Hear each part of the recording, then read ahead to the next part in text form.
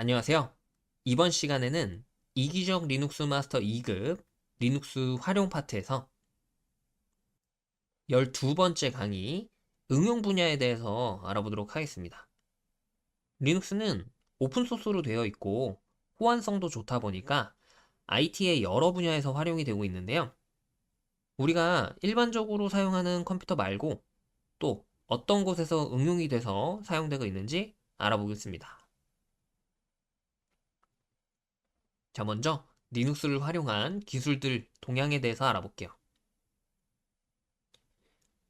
리눅스는 초창기 주로 서버로 많이 활용됐었습니다. 현재는 크게 서버, 데스크탑, 개발, 임베디드 분야로 나눠볼 수 있어요. 서버 분야에서는 원래 유닉스 운영체제를 많이 사용했었는데 요즘은 리눅스도 충분한 기능들을 제공해주기 때문에 리눅스를 많이 활용하게 됐습니다. 그 다음 스마트폰이나 태블릿, 스마트 TV 등 임베디드 분야에서도 많이 활용이 되고 있어요. 여러분들이 사용하는 스마트폰인 아이폰이나 안드로이드도 모두 리눅스를 기반으로 만들어진 운영체제를 사용하고 있습니다. 그럼 서버에서 활용하거나 임베디드 분야에서 어떻게 리눅스를 활용하는지 관련된 기술들에 대해서 알아보도록 할게요. 먼저 클러스터링이라는 것에 대해서 알아보도록 하겠습니다. 클러스터링은 비슷한 그룹끼리 묶는 것을 의미합니다. 서버 컴퓨터는 전 세계의 여러 사람들이 접속할 수 있을 정도로 사양이 굉장히 좋아야 하는데, 사양이 굉장히 좋은 컴퓨터는 많이 비싸겠죠.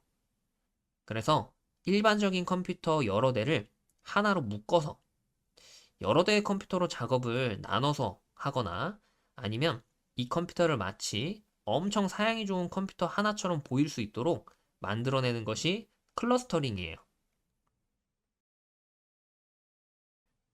예를 들어서 11장에서 배운 것처럼 우리가 서버 컴퓨터에 리눅스를 설치하고 사용자들에게 웹 서비스를 제공해 준다 해봅시다.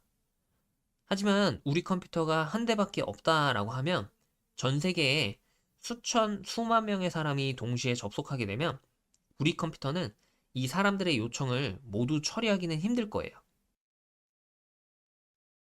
그래서 이렇게 여러 대의 컴퓨터에 모두 똑같은 웹서버를 설치해서 똑같이 동작하도록 만들고 여러 사용자들이 요청하는 부하를 분산해서 서비스를 제공해 줄 수 있습니다.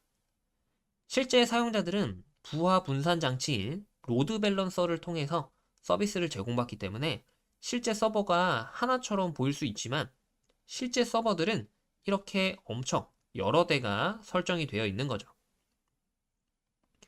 여기서는 웹 서버로만 예를 들었는데 규모가 큰 회사의 대부분의 서버는 모두 이렇게 여러 대의 서버로 서비스를 제공하고 있습니다.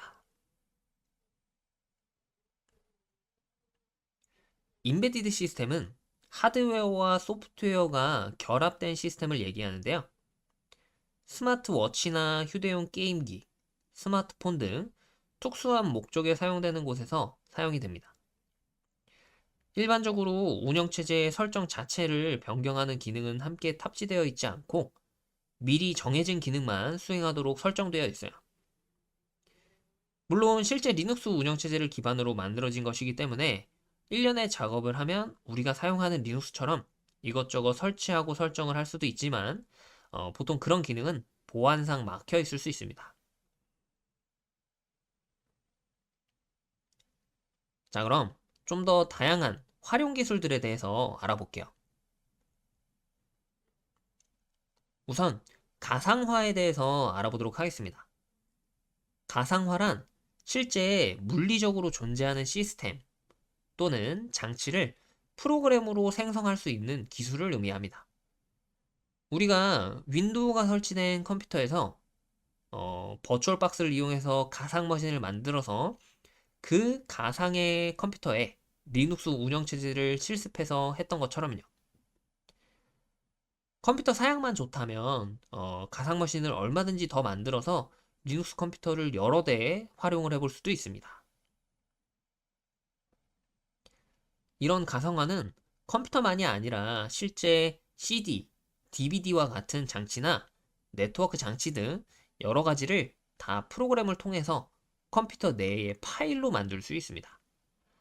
여러분들이 로키 리눅스를 설치할 때 사용한 ISO 파일도 실제 이런 CD를 파일로 만든 가상화 파일이에요. 이렇게 가상화를 시켜주는 프로그램은 여러 가지가 있는데 우리가 사용한 버추얼 박스도 있고 VMware라는 프로그램도 아주 대표적이죠. 맥북에 패러럴즈, 부트캠프 같은 프로그램도 있고 리눅스에서도 가상 머신을 만들 수 있는 프로그램인 젠이나 KVM 같은 프로그램도 있습니다.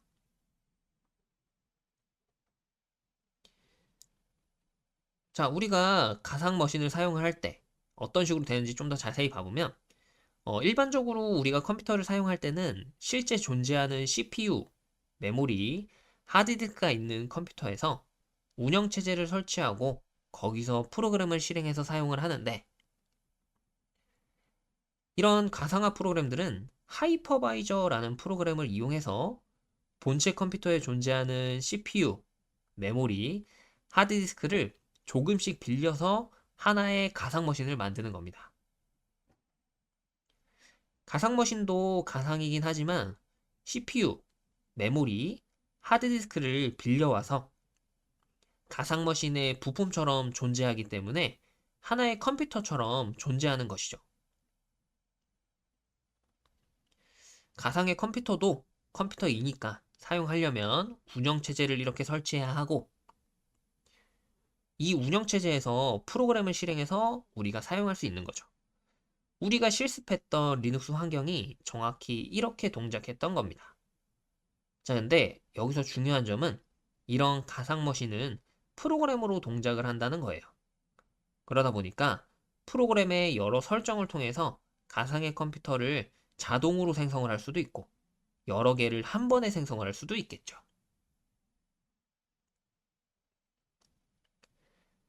이런 가상화 기술을 활용한 분야가 바로 일반적으로 클라우드라고 부르는 클라우드 컴퓨팅입니다.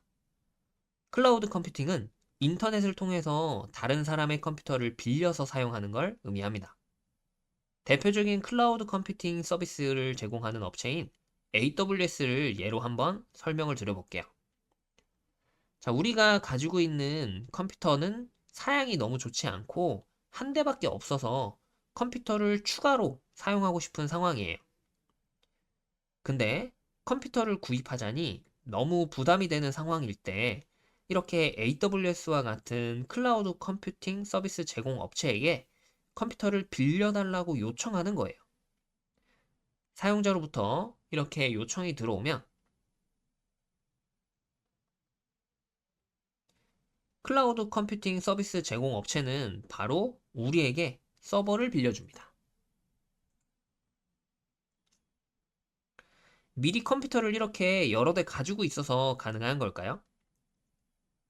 물론 그럴 수도 있지만 물리적으로 존재하는 컴퓨터를 사용자에게 일일이 맞춰서 제공해주기는 힘들 거예요. 이때 앞에서 배운 가상화 기술을 사용하는 겁니다.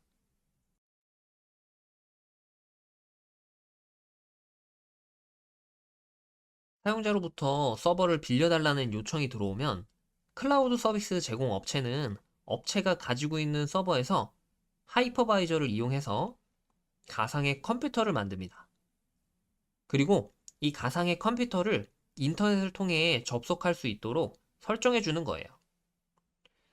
물론 이런 설정은 모두 프로그램으로 자동화되어 있어서 사용자의 요청에 맞는 서버를 바로 생성해서 제공해 줍니다. 오픈소스 중에서도 이렇게 여러 대의 컴퓨터에서 가상머신을 만들어서 클라우드 서비스를 제공해 줄 수 있는 프로그램이 있는데 가장 대표적인 게 오픈스택이라고 하는 프로그램이에요. 여러분들도 여러 대의 컴퓨터가 있다면 오픈스택을 설치해서 AWS와 같이 클라우드 서비스를 직접 구성을 할 수도 있어요.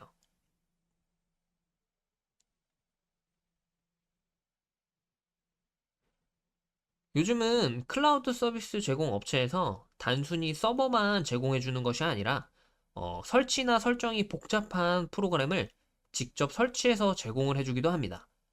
그래서 단순 서버만 제공해주냐, 아니면 프로그램까지 설치해서 제공해주냐, 이런 서비스 제공 방식에 따라서 이아스, 파스, 사스와 같이 구분되기도 합니다.